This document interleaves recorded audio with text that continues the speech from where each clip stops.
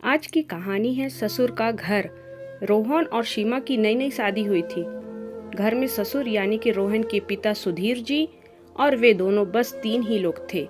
इस घर को रोहन के माँ बाप ने जीवन भर पाई पाई जुटाकर बड़ी मेहनत और अरमानों से बनाया था। वरना आज के समय में मुंबई में घर बनाना तो दूर की बात है, किराए पर लेना भी बहुत बड़ी अचीवमेंट से कम नहीं है।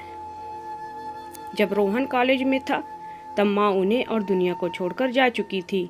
एक काम वाली बाई सकू थी जो सुबह से लेकर शाम तक उनके घर का सारा काम करती थी। नई नई शादी हुई थी, इसलिए सकू बाई का दिन भर घर में रहना सीमा को अपनी प्राइवेसी में बाधा सा लगता था। इसलिए अब सकू बाई सुबह खाना बनाना, कपड़े और पोछा करने के बाद चली जाती और वापस शाम को आकर खाना बनाती। सकू बाई की दोपहर की गैर हाजिरी से कई छोटे मोटे काम दिखाई देने लगे, जिनमें से ज्यादातर काम बिना कहे सुधीर जी ये सोचकर कर लिया करते कि बहू को मदद हो जाएगी। लेकिन बहू सोचती कि ससुर को औरतों के काम में दखल देने की आदत है। एक दिन मौका देखकर सीमा ने रोहन से कहा, क्यों ना हम बाबूजी को वृद्धाश्रम में भेज दें। सिर्फ एक बार पैसा भरना पड़ेगा और उन्हें भी अपने उम्र के लोगों का साथ मिल जाएगा। हमें भी अपनी प्राइवेसी के बारे में ज़्यादा सोचना नहीं पड़ेगा। रोहन ने सीमा की बातों पर ज़्यादा ध्यान नहीं दिया। कुछ दिन ही बीते थे कि बाबूजी अपने दोस्तों के साथ एक हफ्ते के लिए टूर पर गए और इत्तेफाक से इसी दौरान सकूबाई भी छुट्टी पर थी। फिर क्या, सीमा को जैसा चाहिए था वैसा समय मिलने लगा। अब रोहन रेस्टोरेंट में खाना खा लेता और सीमा का काम आमलेट ब्रेड या मैगी से चल जाता। खाना बनाने की टेंशन नहीं थी, लेकिन घर से निकलने वाले सारे काम तो अभी भी करने ही थे। ससुर जी की गैर हाजिरी में सीमा को एहसास हुआ कि वह बिना कहे ही जो काम कर लिया करते थे उनसे कितना फर्क पड़ता था। छोटे मोटे लगने वाले यह काम भी काफी समय और एनर्जी लेने वाले थे।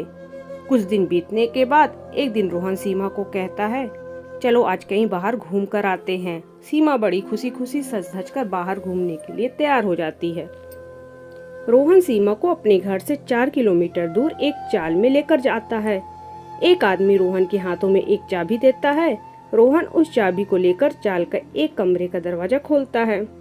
कमरा खुलते ही 2 रूम वाले उस छोटे से अंधेरे से भरे घर के अंदर रोहन सीमा को लेकर जाता है और कहता है, कैसा लगा तुम्हें हमारा नया घर। रोहन कहता है, हम अगले महीने से इसी मकान को भाड़े से लेकर रहेंगे अलग और अपनी प्राइवेसी का मजा लेंगे।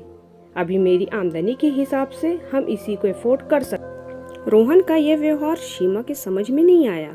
वह चौंकते हुए कहती है, हमारे पास अपना इतना बड़ा घर तो है, फिर क्यों हम भाड़े में रहेंगे। रोहन उसे टोकते हुए कहता है, सोच समझकर बोला करो, वह घर हमारा नहीं है, वह माँ बाबूजी का है। तुम्हारे पास 1 महीना है सोचने के लिए, तुम्हें आगे क्या करना है। दोनों वहाँ से वापस अपने घर लौट आते हैं। पूरे रास्ते सीमा के दिमाग में तरह तरह के विचार चल रहे थे। घर पहुँचते ही उसने रोहन से कहा, माना कि यह घर माँ बाबूजी का है, लेकिन क्या हमारा इस पर कोई हक नहीं है। रोहन ने कहा, बिल्कुल है, लेकिन माँ बाबूजी के बाद। जब तक वह हैं तब तक तो नहीं। अगर तुम्हें हक समझ में आता है तो तुम्हें जिम्मेदारियां भी समझ में आती होंगी।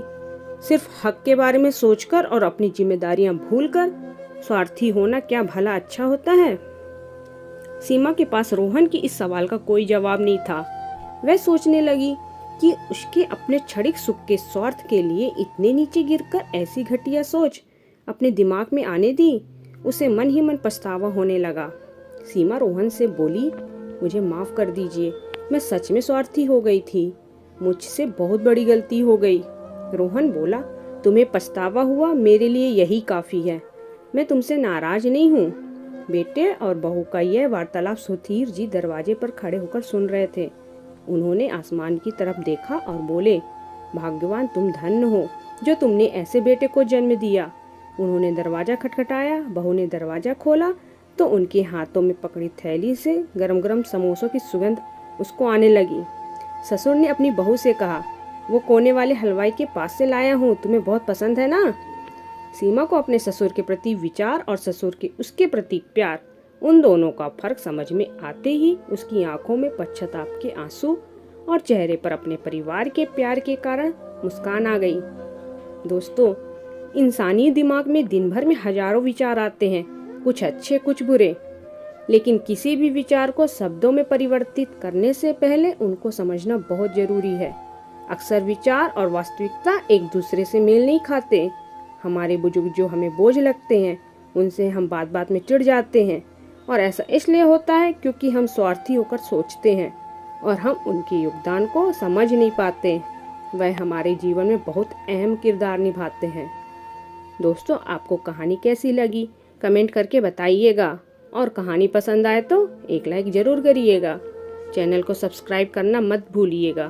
धन्यवाद।